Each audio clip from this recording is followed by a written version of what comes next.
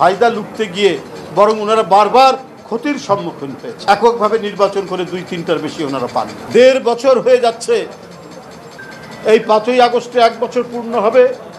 আর যদি আমরা ধরেও নেই ফেব্রুয়ারিতে, তো প্রায় 1.5 বছরের কাছাকাছি। তো এর মধ্যে কি আপনার যে মানুষের যে প্রয়োজনীয় সংস্কার, সে সংস্কার কি সম্ভব নয়? তাহলে নির্বাচনকে কেন আপনারা টার্গেট করেছেন? এদিকে বলছেন পেছাতে হবে, আবার কোথাও কোথাও আপনারা নমিনেশন দিচ্ছেন, বলে আসছেন এই আমাদের প্রার্থী। এটা হচ্ছে দ্বিচারিতা, ডাবল স্ট্যান্ডার্ড। আপনারা দেখবেন খবরের কাগজ খুললে প্রায় বলা হচ্ছে যে অমুক অমুক কনস্টিটিউয়েন্সিতে সংসদীয় আসনে জামাতের অমুক নেতাকে মনোনয়ন দেওয়া হচ্ছে। এরকম আমরা প্রায় 33-34টা আমরা ব্যক্তির কথা জানি, যেটা ওই রাজনৈতিক দল তারা কি বলে যে নমিনেশন দিয়ে দিচ্ছে। তাহলে এই সমস্ত করছেন কেন আপনারা? নির্বাচন পেছানোর কথা বলছেন, আবার ওদিকে নমিনেশন দিচ্ছেন। তো এইটা আমি রাজনৈতিক যে স্টাডি ওনাদের সম্পর্কে, এটা আমরা দেখেছি যুগ যুগ ধরে তারা জনগণের সেন্টিমেন্টটা বুঝতে চায় না। যদি জনগণের সেন্টিমেন্ট বুঝতে চাইতো তাহলে 71 সালের বিরোধিতা করতো না, তাহলে 86 সালে শেখ হাসিনার সাথে গিয়ে এরশাদের মতো একটা ভণ্ড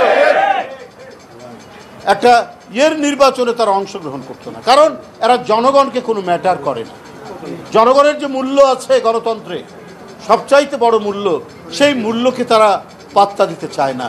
তারা নিজেদের ফায়দা, রাজনৈতিক ফায়দা লুটার জন্য কাজ করেন, কিন্তু এই কাজ করতে গিয়ে, এই ফায়দা লুটতে গিয়ে বরং ওনারা বারবার ক্ষতির সম্মুখীন হয়েছে। এককভাবে নির্বাচন করে 2-3টার বেশি ওনারা পান। কারণ এটা ঠিক, এই দেশ সংখ্যাগরিষ্ঠ মুসলমানের দেশ, আর মুসলমানের ধর্ম হচ্ছে ইসলাম। আর ইসলামের বড় কথা হচ্ছে তুমি যে অঙ্গীকার করবে সেই অঙ্গীকার রক্ষা করবে। ওনারা কোনোদিন অঙ্গীকার রক্ষা করেনি। বেগম জিয়া অঙ্গীকার, তারেক রহমান সাহেব অঙ্গীকার রক্ষা করেছে, নির্বাচনে যাব না। আবার রাজনীতির কি ক্ষতি হলো না হলো সেটা বড় বিষয় না।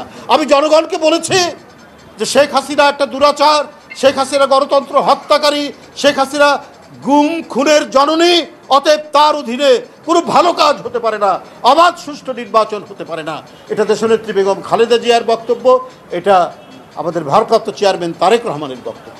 আমরা সেই পথ ধরেই আমরা বারবার শেখ হাসিনার অধীনে নির্বাচন আমরা বয়কট করেছি। বুঝলে না, একটু তত্ত্বাবধায়ক সরকার যার অধীনে মানুষ আস্থা পাবে তার অধীনে নির্বাচন হবে।